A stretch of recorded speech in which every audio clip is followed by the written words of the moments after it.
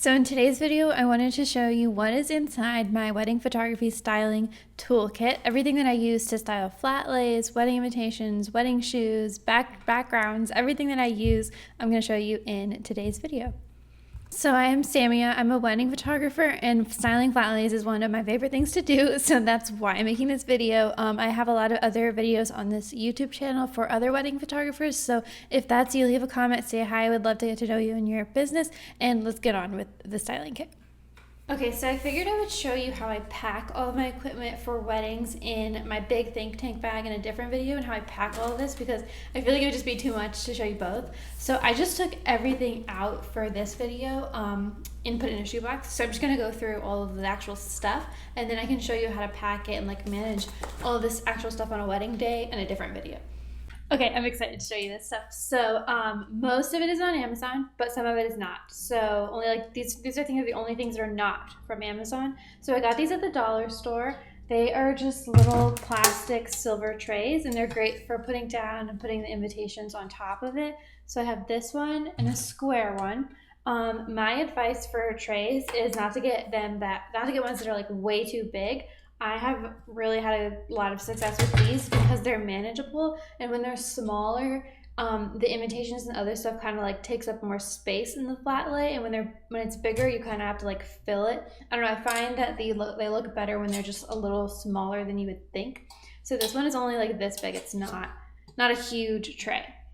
Okay, so that's trays. I think you need silver and gold. I just have silver, but ideally I would have a gold one also. So let me know if anyone knows where to get a gold one, because I definitely need one.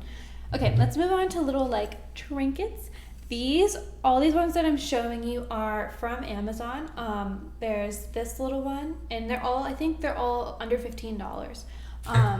These are really nice for putting in the corners of photos, adding rings to them, or adding even the velvet like ring box on top of, just for like some depth.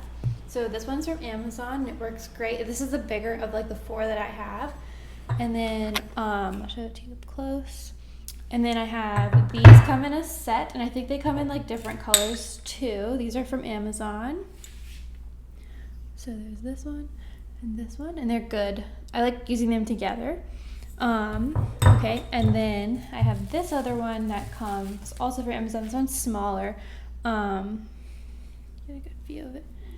And it works really nicely. Also, it has like some butterfly detailing on it. So those are the little trays and trinkets that I've been able to find. Talk about ring boxes. So I have a lot of different ones. These ones are from Amazon too. They're my favorite because they're just really nice and they're pretty affordable, and they look really good in photos. So they make this in every color, and I have a bunch of them. What I like to do with these is put them in the photo and still use the cap somewhere else in the photo. And so like if the ring is in this, maybe her two rings, his ring can be on top of this. I feel like it complements the details well when there's two things on each side for each flat lay, if that makes sense. So I have this one, and I have pink ones and a bunch of other colors, but you can get them on Amazon, and I will link everything down below.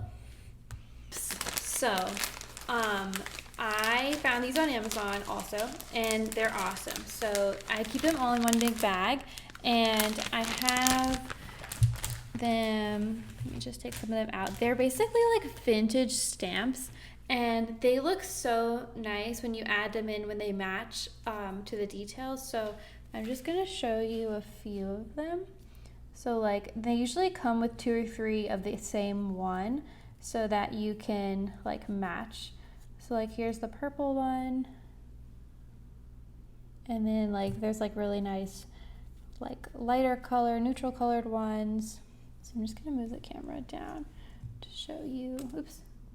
Yeah, so there's like a lot of them, and they're really nice, and they're really easy. It's like an easy thing to just like bring in one big bag, and then I usually just dump it out and find the matching colors.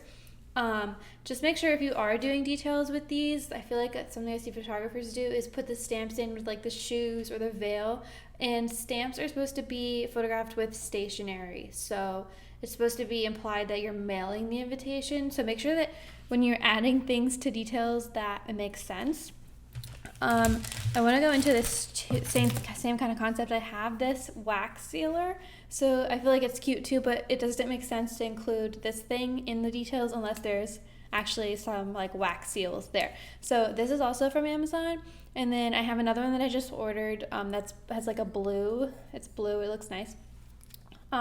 So yeah, I'm using this too, but using this in ways that make sense, if that makes sense. Okay, something else that's in my styling kit are these acrylic blocks. So I also got these on Amazon. They make a big difference in your flat lays when you're able to elevate certain invitations. And if you don't want to invest in actual blocks, I was actually using the lens caps for the longest time. So the cap that goes, in the back of the lens. It is almost the same depth as one of these. So even when I need more, I don't have enough of these, I just use the lens cap. But they're not too, they're not too expensive, and they really do make a big difference if you are able to elevate the invitations in your flat lay in some way. So I can show you examples of.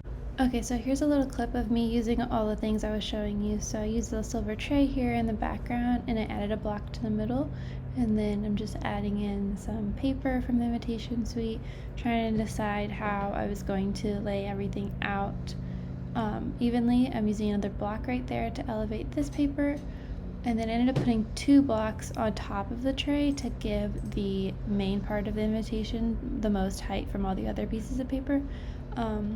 And you'll see that I'm basically using those acrylic blocks for every piece of paper except the envelope on the bottom. So I was just deciding here like how I wanted to lay everything out. And then I ended up going a little bit more diagonal with the design and fitting it in kind of like it was all coming out of the tray in a way.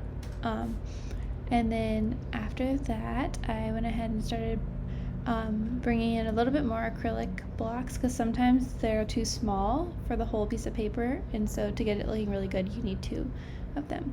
And then next I brought in some flowers. I just cut these, they're just from the grocery store, just to style this invitation.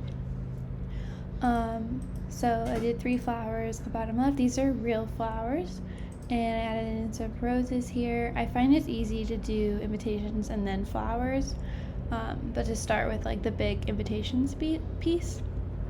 And I was just making a little pattern at the bottom of the flowers, then added some hot pink in there.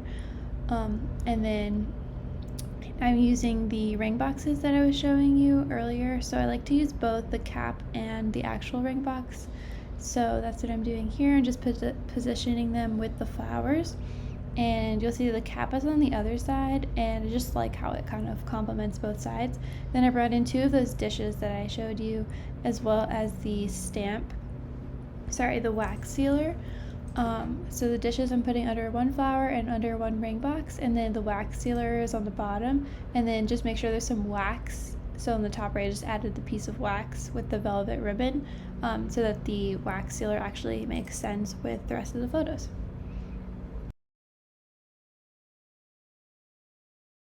So next week I'm going to be talking more in depth about how to choose a flat lay background and board that goes well with the invitation piece. So if you're a wedding photographer, make sure to hit that like button if you like photographing wedding day details, and subscribe because I will see you in next week's video. Thanks for watching.